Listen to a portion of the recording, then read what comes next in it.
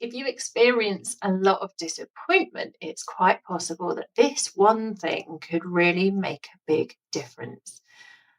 And that one thing is mastering the art of making agreements rather than holding on to expectations, because it is our unmet expectations that most often leads to disappointment. Hi, I'm Fiona. I am a management and leadership coach, and I work mostly with higher education professionals, supporting them around how to find that grounded, calm place inside themselves that enables them to be the best manager and leader that they can be.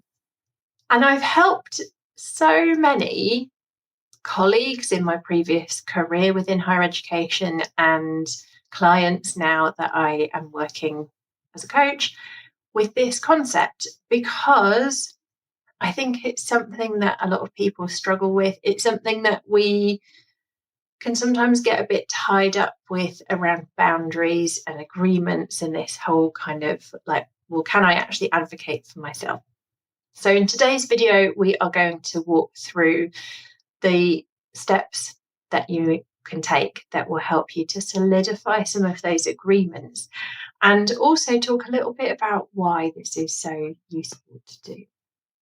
Making agreements is an inclusive practice. It breaks down some of that uncertainty that people might experience, particularly if you have people in your team who are neurodivergent. You might find that some of those kind of very literal thinking and interpretation type thought processes can really cause a lot of stress for those people if you're not incredibly clear and gain agreement from them when you're giving them work to do or asking them to contribute to things.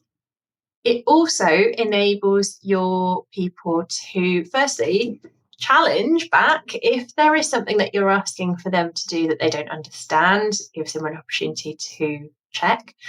And if you are giving them something to do that is on top of an already full workload, it gives you a structure and a way to talk together about what it is that you need them to do, how this fits in with the other priorities, and what might they be able to deprioritize in order to take this new thing forward. It also really helps when you are busy, because it means that instead of having to fend questions as time goes on, if you've just said something quite vague, and then that person's gone away and gone, oh, okay, and they've gone away, they've tried to do whatever the work is, and then they have questions, then it cuts down on all of that because you set that scene in the beginning when you're making this agreement.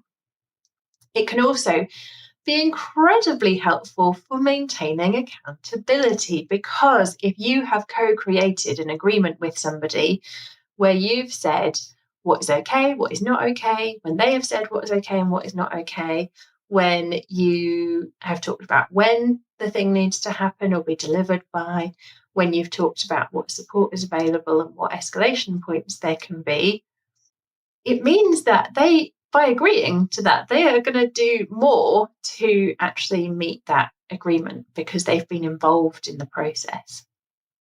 And then when things go off track, it's a lot easier to have that accountability conversation and say, listen, we had this agreement and you didn't stick to your end, and I'm just wondering what's happened there.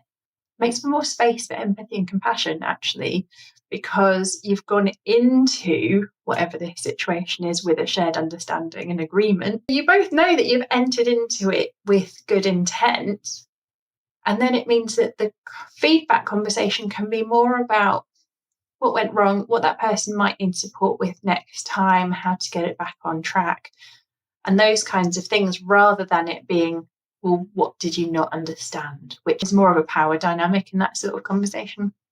If this sounds like a good idea to you, please like the video, because that will really help me to know that this is the kind of thing you want to hear more about. So how do we actually go about making agreements? Well, here's a really straightforward frame. If the agreement is related to giving somebody a task or some work to do, what I really want you to do is frame it as what, by when, what support might be available, and why. So it's what is the task? So can you have a look at this report and give me your thoughts about anything that I missed? By when? Can you do that so that we can have a conversation about it on Friday? Great. What support might be available? So say something like, if you need any support with this, then go and chat with Jane because she wrote the report. Why? Why do you need this? Because on Friday, at the end of the day, Friday, I've got a meeting with the boss's boss to talk about it. And I'd really love to get your comments and input before I talk about it with the boss's boss. You can see by having those 4 pieces, it really clears the way for that person to go, oh, okay, yeah. The only question I've got about it is, what format do you want me to put my thoughts in for Friday? Or I've got this other task that's also due on Friday. Do you want me to focus on this first or that first? So it really gives the other person a lot of power to kind of ask for any clarification that they need. The other thing that can be really beneficial is if they have additional expertise or experience that they can contribute that you might not have thought of. If they might say, if you're presenting this to the boss's boss, do you want me to make a quick slide deck for you that's got the main points from the report? And you might say, oh, yes, please, that would be great. Just the types of things that you might want to apply this to is when you are giving people work to do, when you are onboarding new staff, make agreements the whole way through, because some of those bits around culture of your team, it can be really difficult for new members of staff to unpick the unspoken expectations of a new team. So if you can just give them the information and get their agreement right up front, it will really help all of you. It will help them to avoid any sort of cultural blunders, and it will help you to know that you've kind of checked those things off your list. It can also be really helpful when you're working through a committee structure. So instead of just capturing the actions that are agreed, it can also be really helpful to capture the agreements. And this is useful, for example, if you as a committee have agreed not to take some work forward or not to do something, there might not be an action attached to that, but you do need to capture that there was an agreement made. And when was it agreed? So is there a review timeline on this? What might the outcome of that decision be? And then why? And it can be really helpful for the secretary or the minute taker if you can call out that agreement and specifically ask them to capture it in the minutes, not just the action points, but also the agreements. All right, that's all of my thoughts about making agreements. I really encourage you to try it out and do it a lot more explicitly than you might otherwise, because, as I said, having expectations is a short road to disappointment. And what we want to do is have a short road to clarity, confidence, and being able to get things done with minimal fuss.